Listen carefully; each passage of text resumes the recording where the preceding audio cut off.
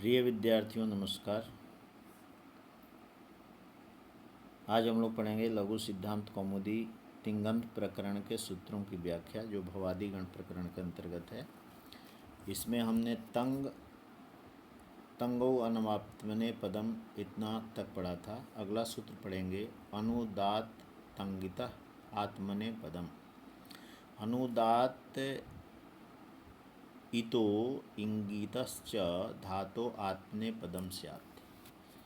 तंग आत्मने पदम भी आत्मने पद विधायक सूत्र था, और ये जो सूत्र है यह भी आत्मने पद से संबंधित है। अनुदात तेत, जिसका अनुदात स्वर इत हो तथा इंगित से आत्मने पद हो, मने जिसका अनुदात स्वर इत हो और जो इंगित से हो वो आत्मने पद हो। जिस धातु का अनुदात इत हो या गकार इत हो, उस धातु से परे लकार के स्थान पर आत्मने पद प्रत्यय हो। उदाहरण के लिए देखें, एद धातु का धकारोत्तरवर्ती अकार, एद धातु एदते एदते एदंते जो रूप चलता है हमने पढ़ा भी है। एद धातु का धकारोत्तरवर्ती अकार अनुदात, धकार के बाद एद धातु का धकार के बाद अकार अनुदात एवं इत संज्ञक है। अतः इससे परे लकार के स्थान पर एद प्लस ल करेंगे तब आत्मने पद आवेगा। तो आत्मने पद आते ही लट के स्थान पर जो तिप न होकर के त आताम झ, ये जहाँ से शुरू हो रहा है वो जो आत्मने पद संज्ञक जो प्रत्यय हैं, जैसे पहला प्रत्यय है त, तो लट लकार में पहला प्रत्यय त लगेगा, एद प्लस त। आताम झ आदि 9 आत्मने पद प्रत्यय होंगे। इस प्रकार सिंह स्वप्ने धातु में हलंत्यम सिंह, सिंह में अंग है, अंग की इत संज्ञा होगी तो इंगित हो गया। कहता है जिसका अनुदात स्वर इत हो तथा इंगित अंग इत हो, वहाँ इत संज्ञा होती है, अतः यह धातु इंगित है। इंगित होने से इस धातु से परे भी आत्मने पद प्रत्यय होकर सेते सयाते सिरते आदि रूप बनते हैं। मतलब सी धातु प्लस त, ल की जगह त, तो सेते सयाते सिरते आदि जब हम रूप बनाएंगे उस समय देखेंगे इस तरह से इसमें रूप बनेंगे। इस तरह से इसने संज्ञा विधायक होने के साथ कहाँ पर इसका प्रयोग किया जाएगा आत्मने पद के धातुओं का, वो यहाँ पर थोड़ा सा स्पेसिफाई किया है, इसको बताया है। अगला सूत्र है स्वरित इंगित कर्त्रे अभिप्राये क्रियाफले। स्वरितेतो इंगितश्च धातो आत्मने पदम स्यात् कर्तृगामिनी क्रियाफले।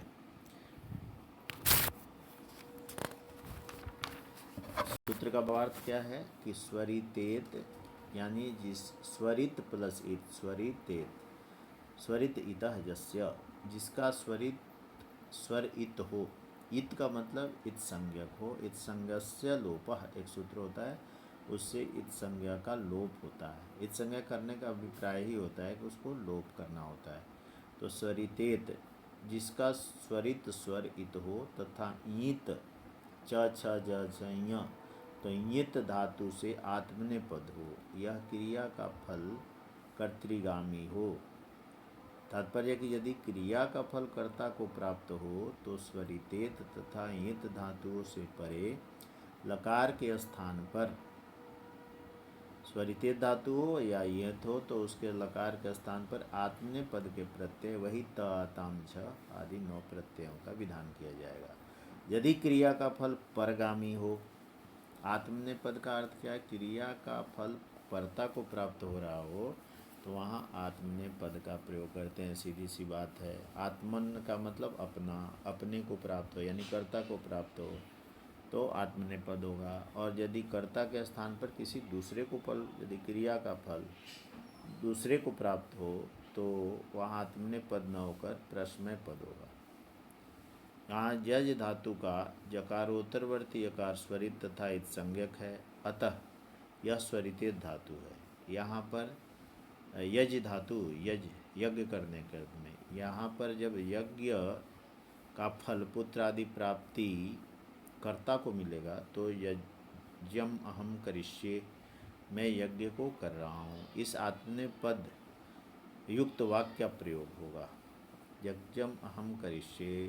परंतु यदि किसी अन्य के लिए यज्ञ किया जाएगा तो पुरोहित अपने यजमान के लिए यज्ञ करता है, तो वहाँ आत्मनेपद न होकर प्रश्नय पद प्रयुक्त है, यज्ञम अहम करिष्यामि, मैं यज्ञ को करूँगा।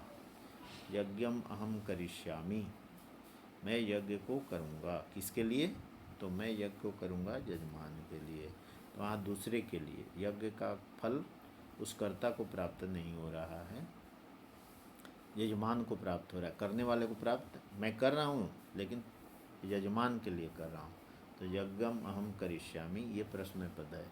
इसी प्रकार यित धातु तथा श्रीय धातु से क्रियाफल के कर्ता के पक्ष में होने पर आत्मने पद का प्रयोग है, अन्य के पक्ष में होने पर प्रश्नय पद का प्रयोग है। आत्मने का पद का प्रयोग कहाँ कहाँ होगा?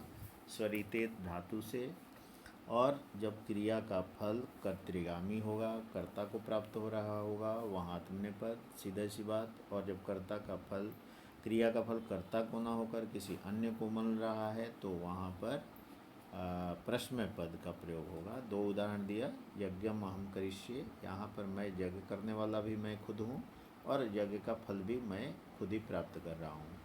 और यदि यज्ञम अहम करिष्यामि, यज्ञ मैं करूँगा, करने वाला मैं हूँ, लेकिन यज्ञ का फल यजमान को मिलेगा, तो वहाँ पर इसका अर्थ दूसरा होगा।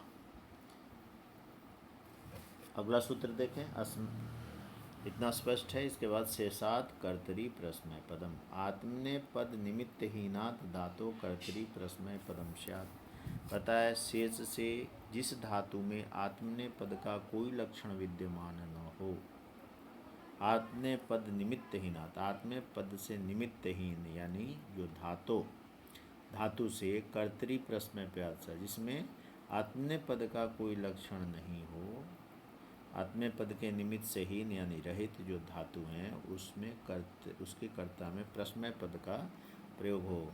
जिस धातु में आत्मने पद का कोई लक्षण विद्यमान हो, उस धातु से परे कर्ता अर्थ में प्रश्नय पद प्रत्यय होते हैं। उदाहरण के लिए भू धातु से आत्मने पद का कोई निमित्त नहीं है, अतः उससे परे प्रश्नय पद। भू धातु भवति भवता भवन्ति, ये होना क्रिया क्या होगा? तो इसका फल किसी दूसरे को ही प्राप्त होगा। इस तरह से जिस धातु में आत्मने पद का कोई लक्षण विद्यमान न हो, उस धातु से परे कर्ता अर्थ में प्रश्नय पद प्रयोग होता है। शेषात कर्तरी प्रश्नय पदम, भू धातु से आत्मने पद का कोई निमित्त नहीं है, अतः इससे परे प्रश्नय पद आवेगा। ऐसा तो जहाँ आत्मने पद का लक्षण विद्यमान नहीं होगा, वहाँ उस धातु से परे कर्ता अर्थ में प्रश्नय पद प्रत्यय आवेगा। ये कहने का अर्थ है। तिंग त्रीणी त्रीणी प्रथम मध्यम उत्तमा, तिंग तिप्तस जी से लगा इट वहिंग महिंग के जो प्रत्याहार बन रहे हैं वो तिंग प्रत्याहार।